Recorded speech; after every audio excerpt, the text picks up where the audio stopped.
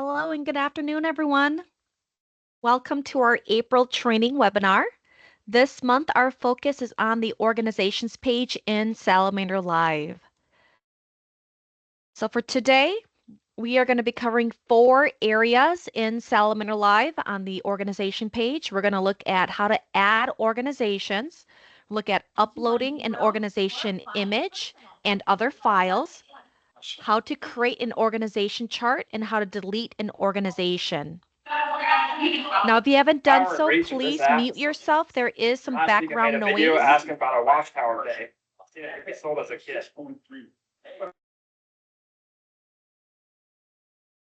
Thank you, everybody.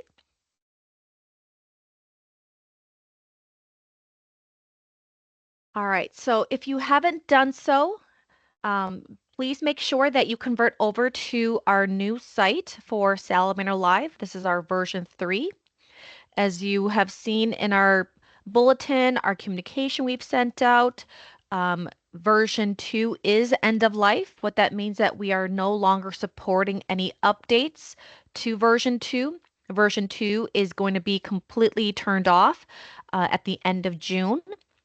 And then what that means is basically you will no longer be able to access version 2 beginning July 1st.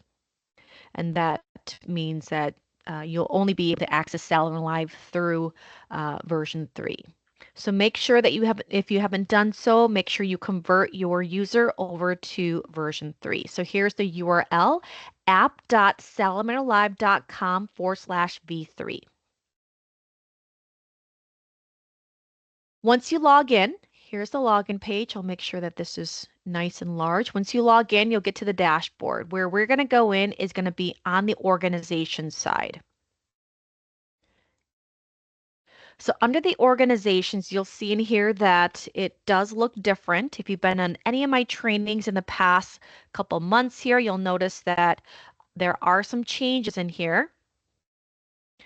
So in this case, you're going to see that we still have our 2 tabs at the top here, the 2 buttons on here where you'll be able to navigate between the list view and the tree view. You'll be able to search for an organization by name. And then you have your buttons over here at the top right. So adding a new organization, a report, and then your columns, which controls your data table with your different columns of information. So when you first start off with a brand new account with Salamander, Salamander always creates your organization. You can go in, click on your organization record, and update your organization. So I'm just going to click on this one, Alaska State Police. This goes into your organization profile. From here, some of the things that we walk you through if you go through training with me or you go through training locally through your local account rep is that you want to make sure that you go in and upload your logo, which is printed off on your ID cards. So depending if you're using our standard design or if you're using the custom design. So you'll see that there's 3 buttons right here. There's a delete button, there is a capture an image button, and then there is an upload button. So to upload, it's really simple. All you do is click on that button and then you can go into your computer, find your image and upload it.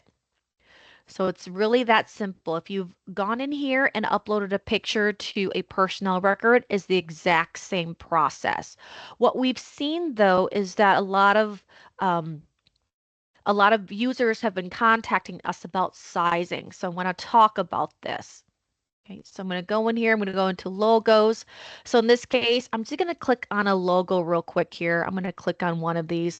I know I already have this one uploaded, but I'll just click on something else. I'll just click on this one right here.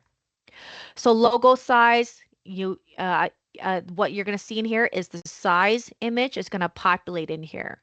So I have my organization profile logo. I have it sized pretty well in here. That's going to allow me to upload all different types of sizes in here. The sizing of the organization logo is controlled by your account administrator.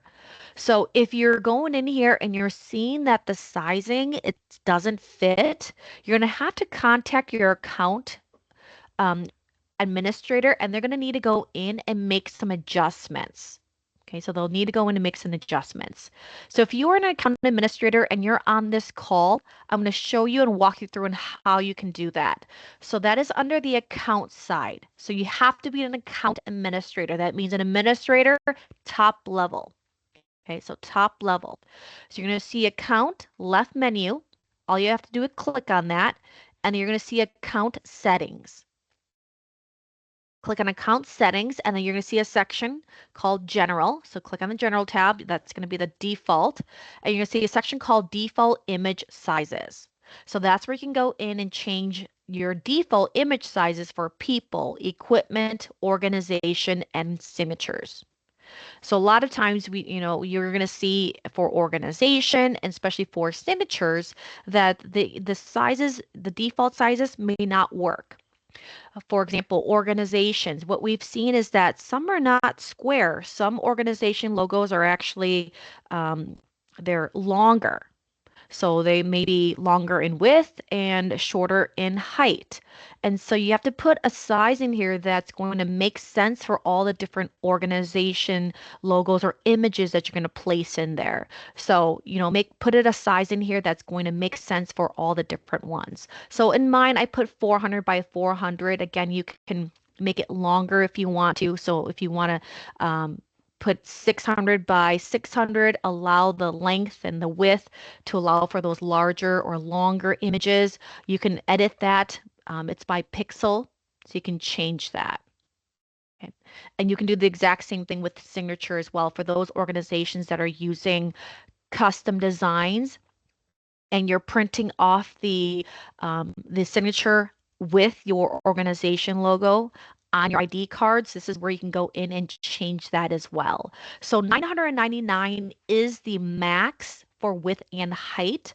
You can't put in 1,000, okay, for pixels. So it's 999 is the max. So that's why I have my max for width for signature because usually that's longer, and then height for 400. Again, if you want taller, you can put, 500, 600. It's completely up to you. I just put mine at 400. Okay, so you can play around with that and see what makes sense, and then save that.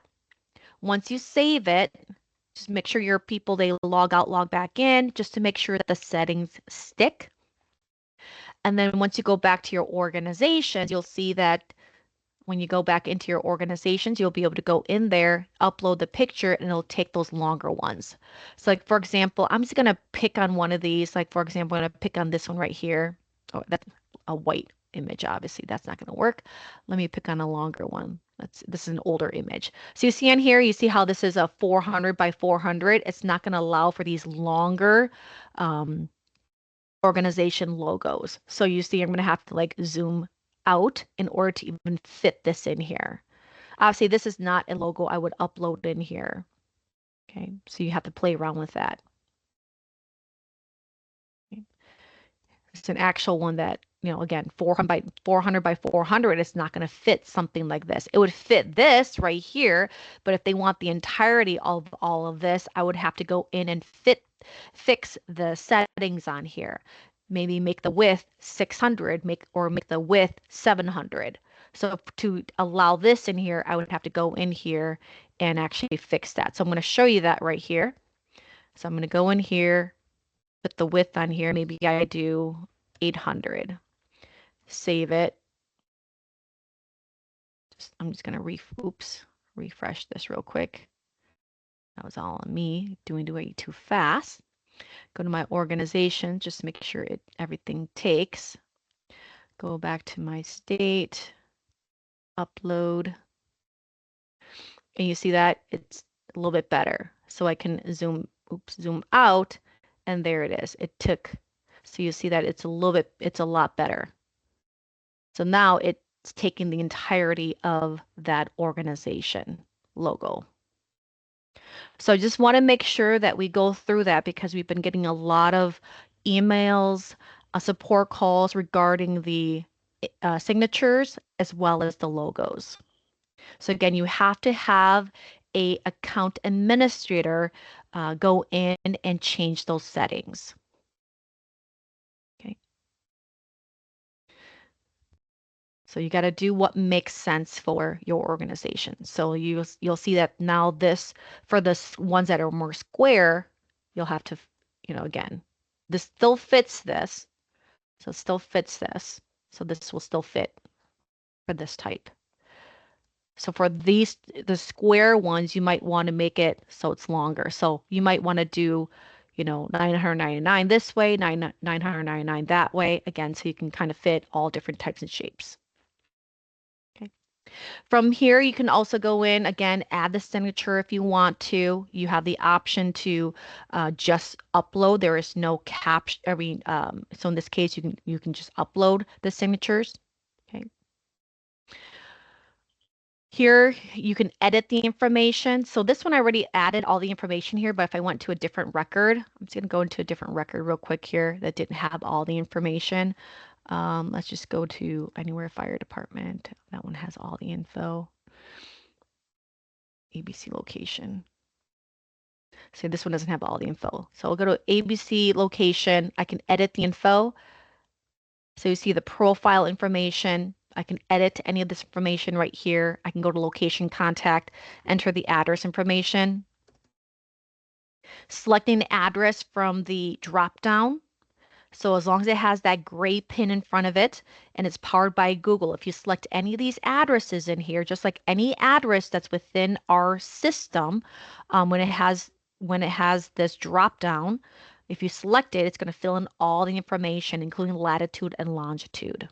Okay, so you got to be careful when you're selecting addresses because depending on the browser that you're using, if you're using Google, Chrome, sometimes Firefox will do this as well. I know that Chrome um, and Edge tends to cache data, and so you might have another drop down that appears in front of your Google pick list. And so if you select that address, it will fill in the information, but it's never going to fill in the latitude and longitude. Now, in this case, for an organization, the latitude and longitude, it's not going to really matter. But for your other addresses, when it comes to equipment, that's going to that's a big deal because it actually maps that onto that deployable map. So that's going to become very important. If you want to put phone number in here, you have that option to do so. Now this here, the address line is important if you're using our standard design or if your custom design includes address information on the card itself. So just make sure that you're inputting this information because if you don't and you're looking at our standard designs, you're going to have some blank spaces on your ID cards. Okay, so you just want to make sure that anything that's related to the car design you're choosing, you want to make sure that you fill in that information so it doesn't come out blank.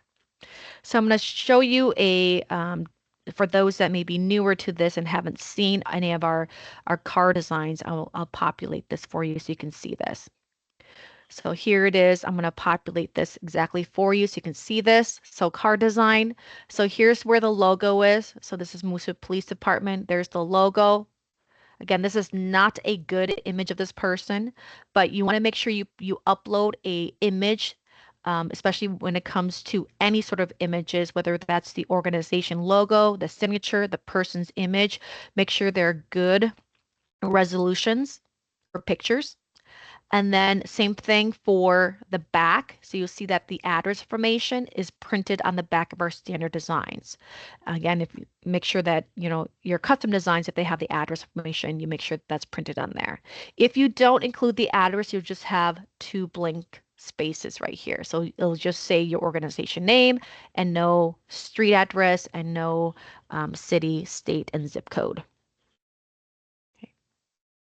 So again, it's completely up to you. It's, again, an optional component of printing. Make sure that when you make these changes, you click Save. So there's a bottom button on here that saves. So make sure you click Save, save your changes. Okay, once you click Save your changes, then you can go back. Okay, or you can enter in additional files. So files in this case is similar to files on the people page on the equipment page. So you're able to go in and upload any sort of files that you want that's related to this organization. So there's no restrictions to the number of files you can upload for each organization. The restrictions that come into play is the size for each file. So it's 50 megabytes and they can't be password protected. And the other restriction comes into the total amount of storage space that you have for the entire account. So that's dependent upon the package that your account has purchased. So if you've been in any of my trainings before, when we were doing the introductory SalamanderLive V3 trainings, great. It's the same process, but if you haven't been at any of those, no problem. I'll walk you through the uploading. It's really, really, really simple. So it's simply clicking on the upload button. You'll see the upload right here. Select your file. It can be any type of file. If you're unsure what type of file you can upload, there is a link. It's called right here. It's called What Files Can I Add? You click on that. It'll tell you exactly what files you can upload, as well as what we can't accept. So what type of files you can't upload. So all you do is click upload, upload anything, right? It could be an image. So if I want to upload an image, I can upload the image. I can just select it right there, upload that, and you'll see it's going to be the name of the file, what type of file it is, and then the size. And then created by, and then you'll see that there's a hamburger button right there. The hamburger button right there is basically a button that allows you to download that. So once you upload it, you can download it to view it, or you can add details to it. Details in this case allows you to select the status for that file. So you can make it an active file, you can archive it, defer it, make it inactive. You can select a category for that file. So is it a legal document? Is it a marketing document? Is it a project? Is it IT related? You can put a brief description on there. So your description is has to be less than 256 characters. It does do the character count, so spaces do count for characters. If you want to put an expiration date for this, you can. There's a start date, expiration date, and then if you want to mark it as such, so if it's a locked type file or if it's sensitive information, etc., you can click the check boxes for that and then click save.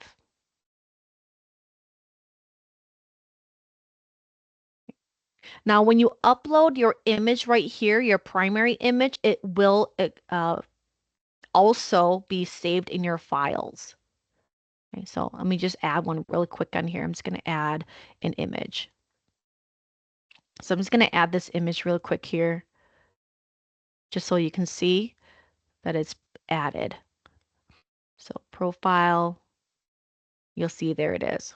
How do you tell which is which? So this file right here, you can tell that this JPEG image is this right here is because of this icon. So this icon appears next to the primary image.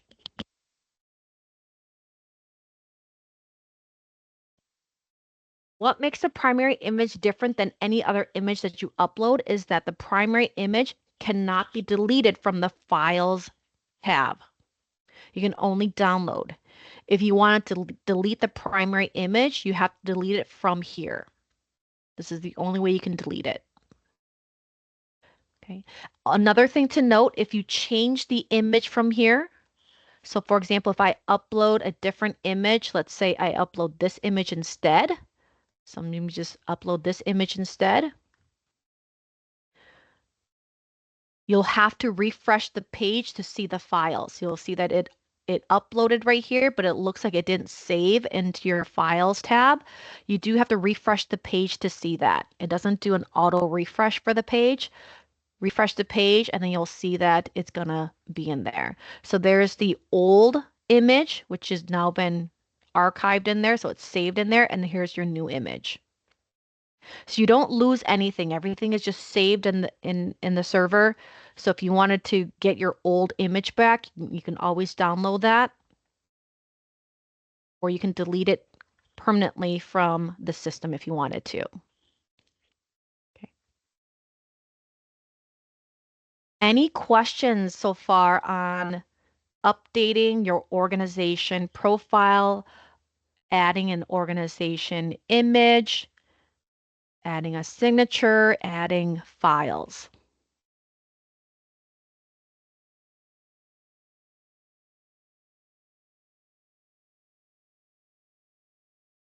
Now, there is a third tab on here, which we're not going to cover in today's training since this is very specific to one of our apps, which is called Rapid Tag Evac.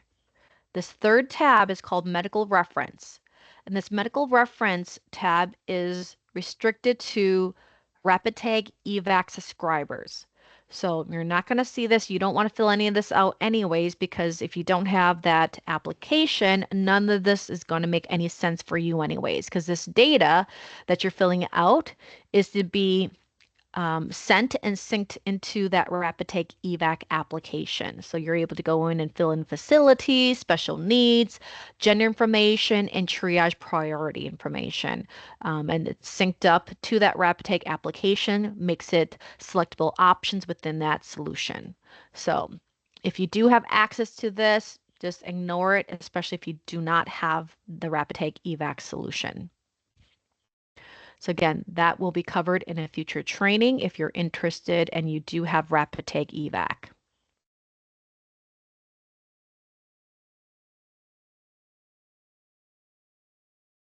All right, going back. So that's just updating your organization profile. Now let's take a look at how to add organizations. So adding organizations, simply clicking the plus button. And you'll see it's going to pull up the add organization modal where you can go in and fill in the required information. First things first is the organization name. This is extremely important. The organization name is how do you want the name to appear in the system and how do you want it printed off on the ID cards. So if you're printing ID cards, whatever you type in here is what's going to appear in the system and how it's going to display on the IDs. So you want to make sure you think about that because if the organization name is really long, you just know that if it's a really long name, the text on here is going to be very small. It's going to be really small on here. I might have a sample in here. I had a sample in here that might be really, really small. I might not have one in here anymore. Here's one that's really small. You can see how small it is.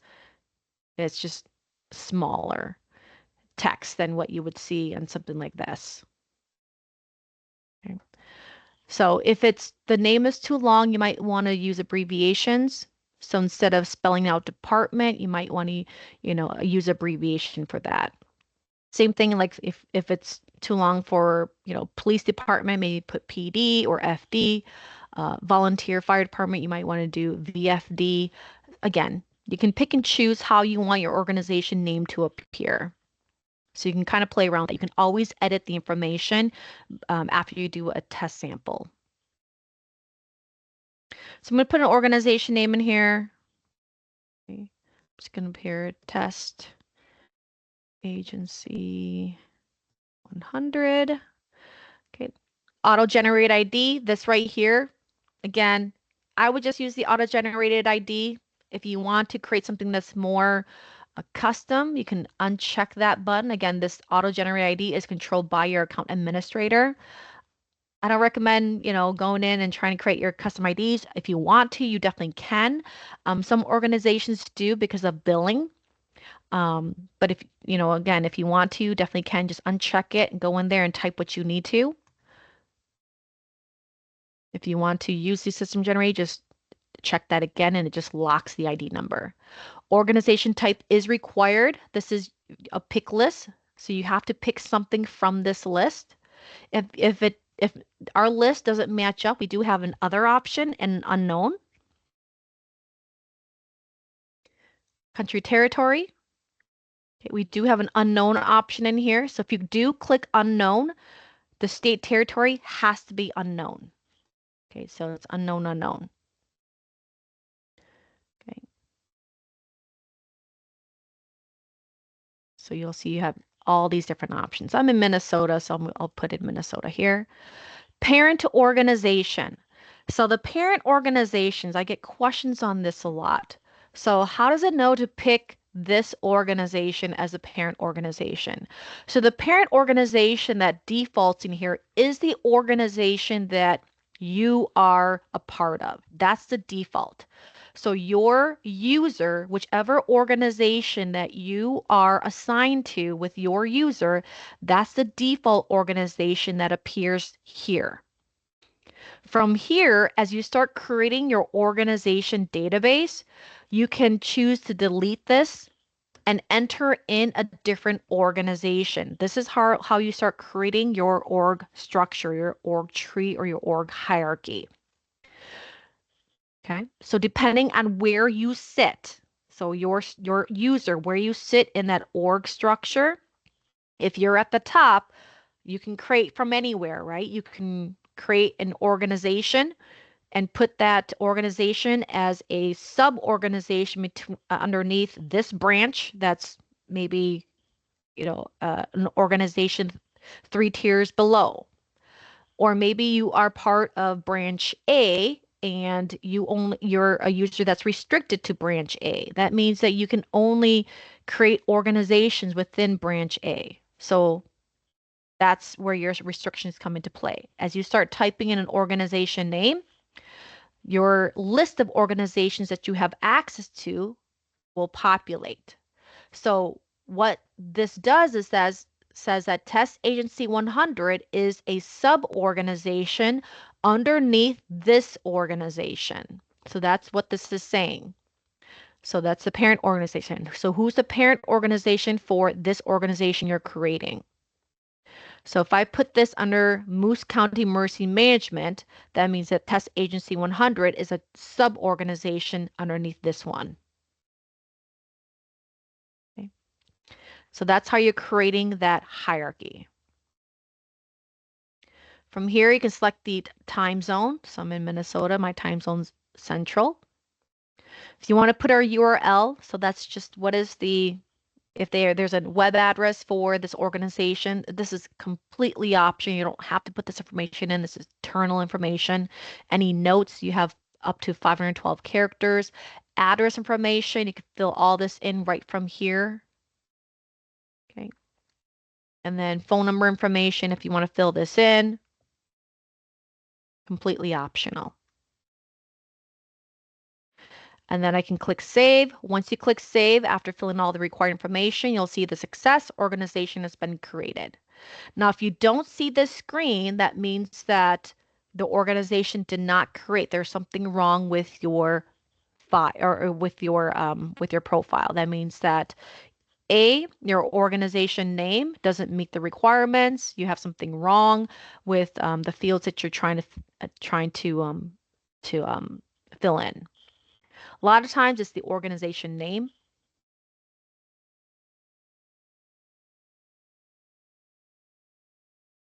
Okay, so organization name, max characters 50, so you want to make sure that it's less than 50 characters. So here it is. Lets me know there's my organization. From here, it's the same process I walked through before. I can go in, upload a picture, upload a signature, add in files. I didn't talk about this, but there is an option down here for Esri ArcGIS.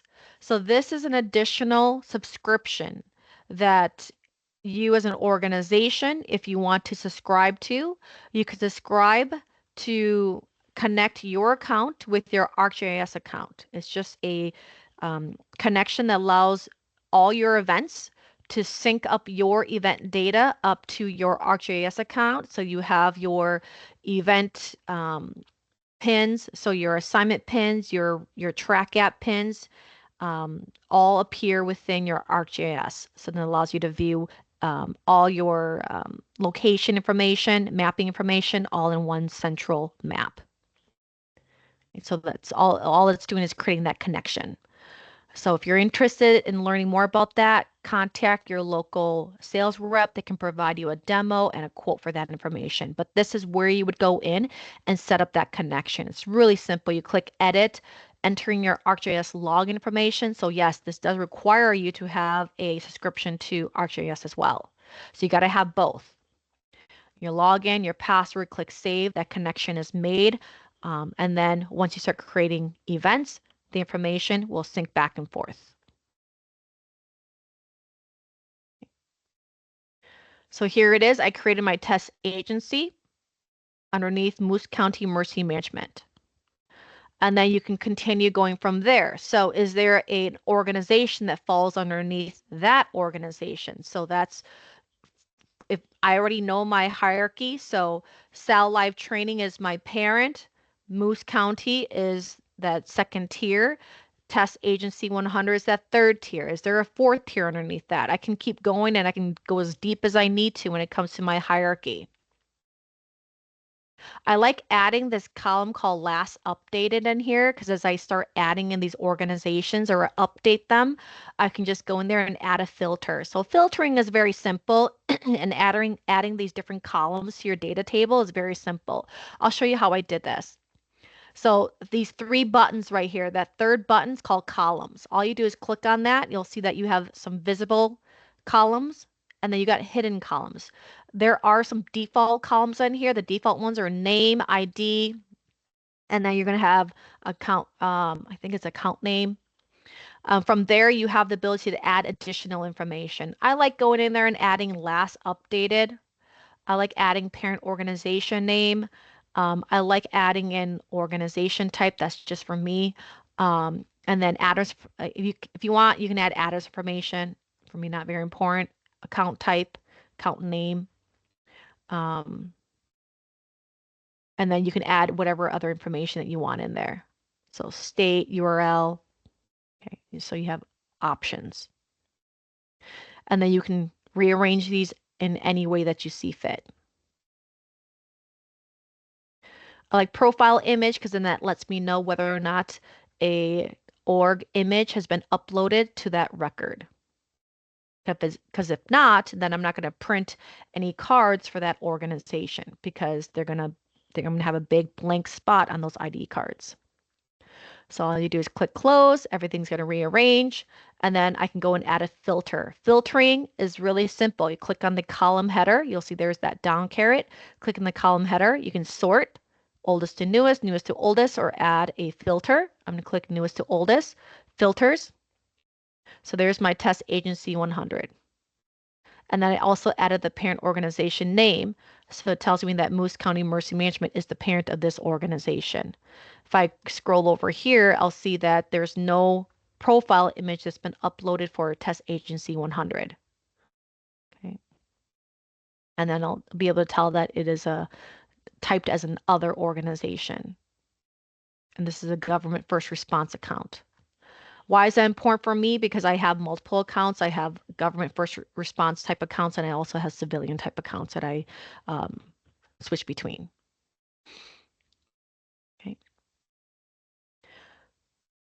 All right, so that's how you can see that information. Now from here, if I wanted to, I can go into my tree view. So the tree view is just clicking on the organization tree button.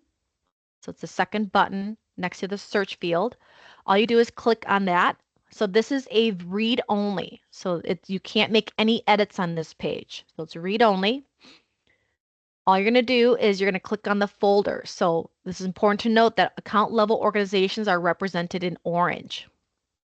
So account level basically means that Salamander Technologies, this will always be at the very top. Every single account always has Salamander at the top. This is for support. So if you call in, us at Salamander are able to support you. You'll always be at the second. Okay, so your account who purchased, who owns the account, their organization name will appear at the top. And then underneath that is all the other organizations that you've created.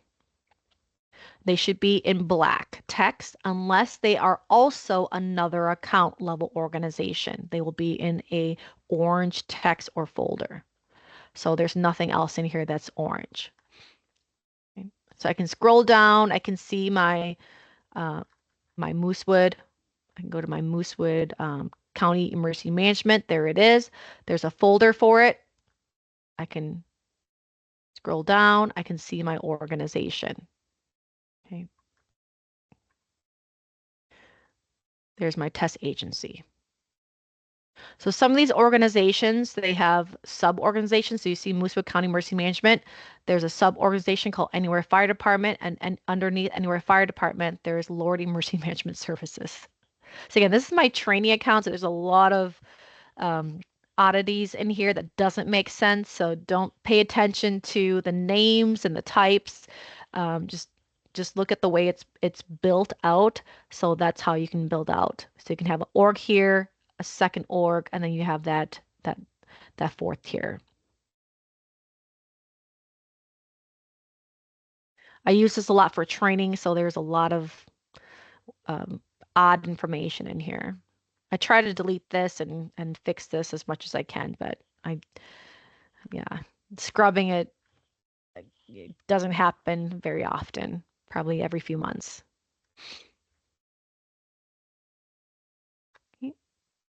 So that's the tree view. Again, this is just read only. So if you're going through your tree view and you're noticing something, like for example, you made a mistake and you put an organization underneath the wrong branch, you can always fix it. You can always fix it. Or if you see that there's two organizations, you see here there's Caribou EMA, there's two of them in here. You can go in and delete those. So I can do a search or I can do a filter. It's completely up to you. You can do a search. I can do a search up here by Caribou. I can do a Caribou. There they are. There's two of them. One was created 10/30, 2024. One was created 10/25. Okay, so they have basically the same information. How do you delete it? So deletion is done on this main page. So which organization do you want to delete? So you have to be very careful about which one do you want to delete, right? So which is the correct organization you want to delete? This one actually has ArcGIS on it, set up. Let me go back. The searching never saves. Okay, so that's one thing. So I like doing a filter. So I'm going to do a filter instead. Do Caribou so that it stays. So I'll pull this again so you can see. So my Caribou County actually has ArcGIS connected. So there it is. You can see. Tells you it's connected and there's my account. So that's how you know you got ArcGIS connected. The other one does not. So again, this is just one that was created accidentally. Why is there two in here? Probably created accidentally. You can have two organizations called exactly the same. They have different ID numbers. Happens all the time. Yeah, many times it's because one person created it, another person created it, not knowing that it was created. Um, It's easy to delete. Now, deletion, very easy to do. All you do is click the checkbox. However, just note that you can't delete an organization if it has records tied to it. How do you know? The only way you'll know is if you try to delete the organization, it'll tell you if there's records tied to it. So if I try to delete this, all you do is click the checkbox. You can only delete one organization at a time. You cannot do a multi-select. Okay. So if you do a multi-select, you see how the delete button disappeared? You can only delete one at a time. You'll see that you must type in delete to confirm that that's the action you want to do. I click yes, delete it. So you see on here it says attention, undefined can be deleted once the following resources can be removed. So there's one person that is tied to this organization. It also says there's a credential that's tied to this. The credential is actually tied to the person. So we do have a ticket on this. When purpose for this, I'm going to tell you right now that there is a ticket that's opened that we're working on getting this cleared out. This never was one that we had in our prior version, our version 2. In version 3, the credentials are saved. That information is saved in the record. If you look in the personnel profile, it tells you that information, like it shows you if you printed off an ID card and you put in a issue date and expiration date, that's saving within the record. And so it's also saving this info and tying it to the organization. So we have a ticket on that to remove that tie-in so that it doesn't count it towards the org record. So we do know that that's a known issue, a bug, and we're getting that fixed. So if you're trying to delete organization today, just know that this is going to occur and you're not going to be able to do that until we get this fix in our next hot fix. Okay. So all you need to do on here, it tells you there's one person that's tied to this organization. You can't delete this until you remove that person. So you have to click cancel. You'll have to go into the personnel record and you have to find that person that's tied to organization Caribou County ending in 360. So you have to go over here, try to find that person that's tied to Caribou County 360.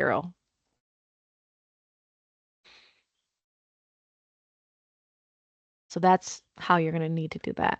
So you'll see all of it's Caribou County. See on here. I don't remember if there is an org. Yeah, there's an org ID. So there's org ID. I'm going to put the org ID next to this right here. So then I didn't copy down all the information. So I'm going to have to go 360. Go through each page. So you can just find the good thing I have one person, but if you have the ID number, you can type in the ID number in here and then you can find who that person is. There it is. Here's the person. So Mr. Christopher Andy ending in 360. So all you do is delete that person and then you'll be able to delete that org once that credential bug is fixed. So he's deleted from the system. I can go back.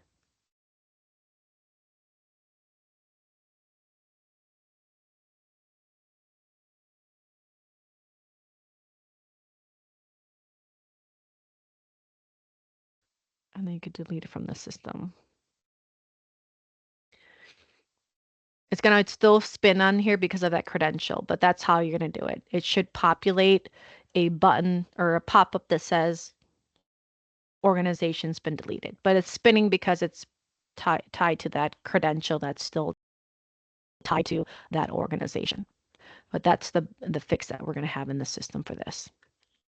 Okay, any questions on deleting an organization? Deleting organization. So just make sure that you go through and find all the records that's tied to that organization.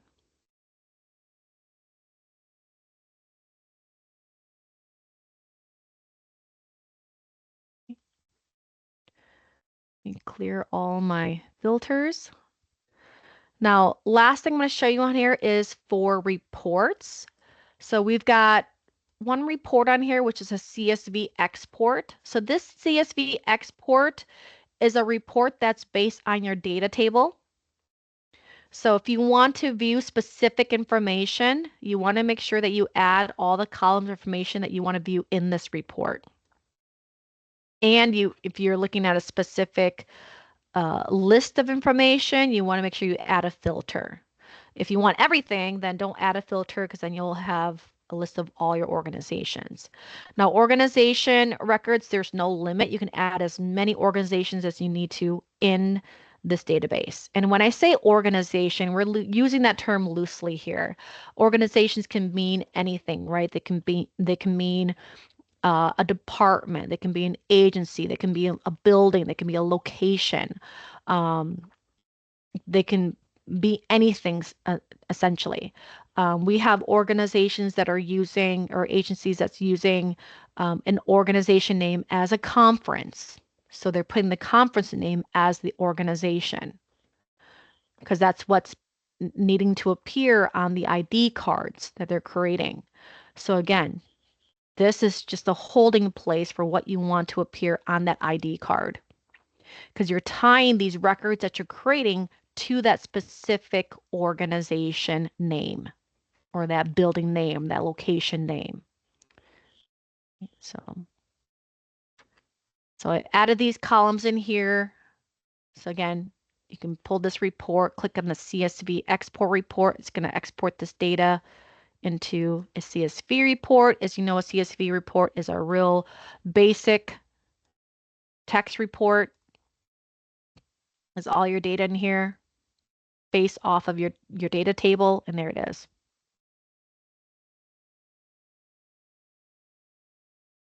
If you want more information, add in more columns.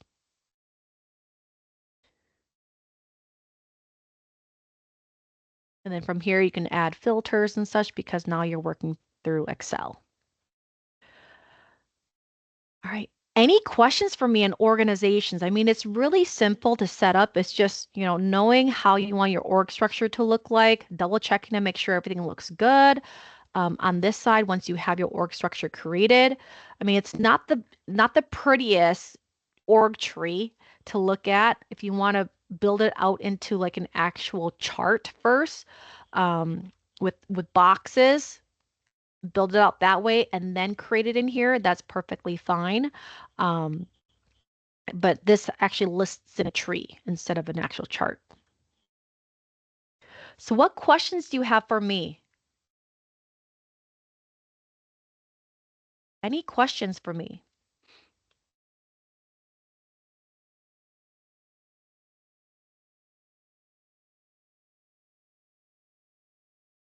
Any questions?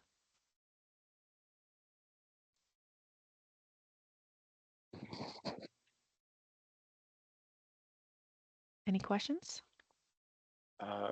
Can you hear me? Yes, I can hear you, David. Okay, you're Lori, right?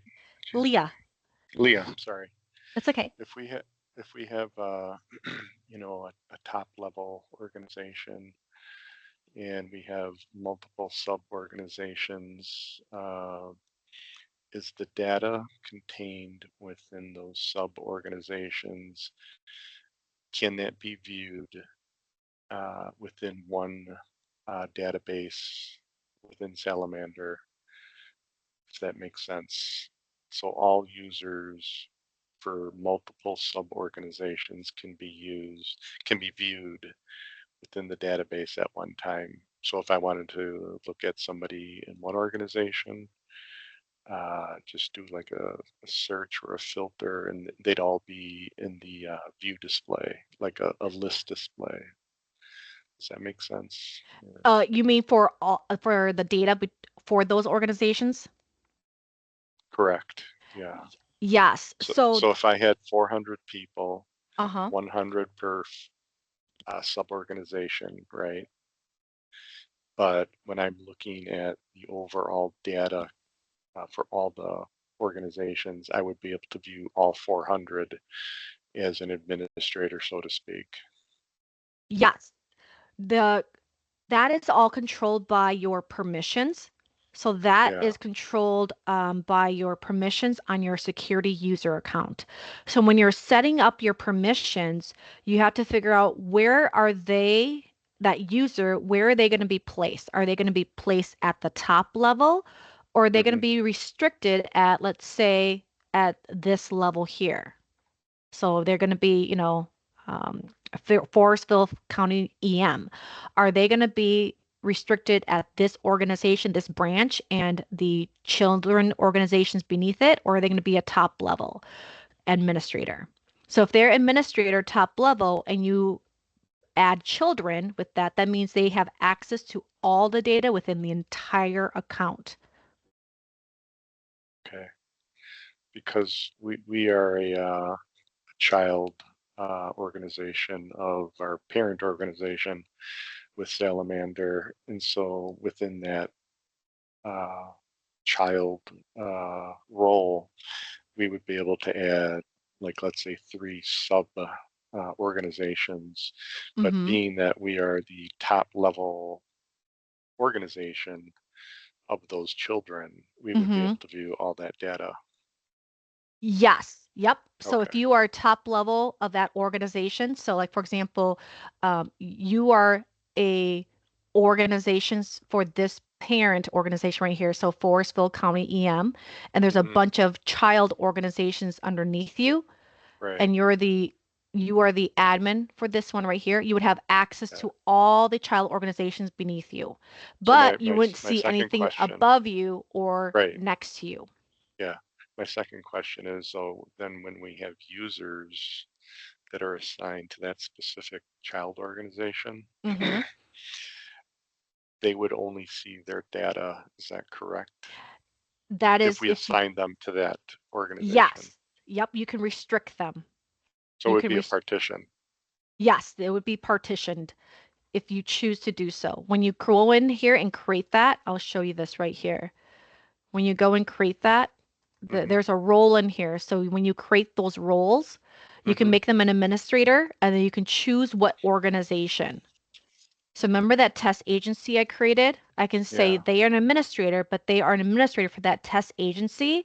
And I can say, no children. You are an administrator for one organization only, and apply. So when they log in, they will only see data and be an administrator for this one organization only. They can't see anything above them, beside them, below them. That's it. One. would If I would they be the administrator, or would it just be like a data entry role for that you sub? can you can choose if you want to say they are data entry, you can put resource data entry and say you are data entry for this one org, and that would now they would restrict them, right? Because now they're data Right, entry.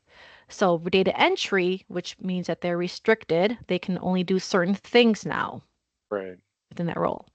Okay, that makes sense. Yeah, I would not add administrator for all your users because again, administrator gives them access to manage No, no, no, licensing no. We and wouldn't do that. such. Yeah. Yeah, yeah, we wouldn't do that. We always say try to keep that to a minimum to your power users or to those that manage licenses. Everybody else should Right. get a different role.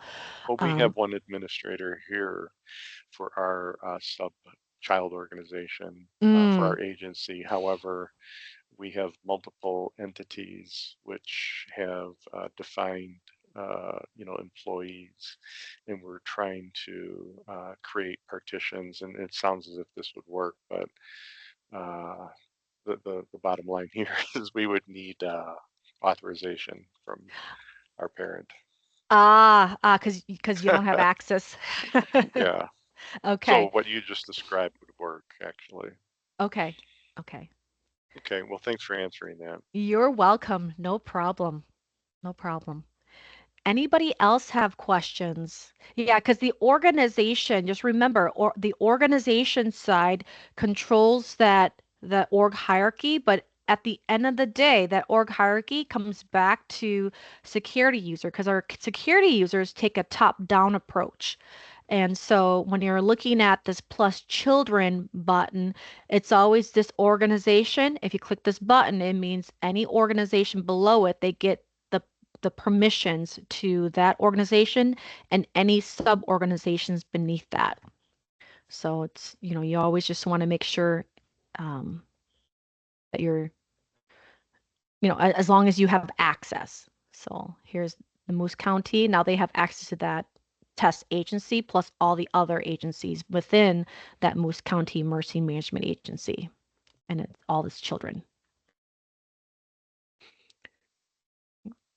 It's kind of a two-part process, understanding organization hierarchy, and then understanding the roles and what that person's role is and what their purpose in the system is and what they're doing. Other questions? Other questions for me? Whether it's related to organizations or if it's related to permissions within those organizations when it comes to data management.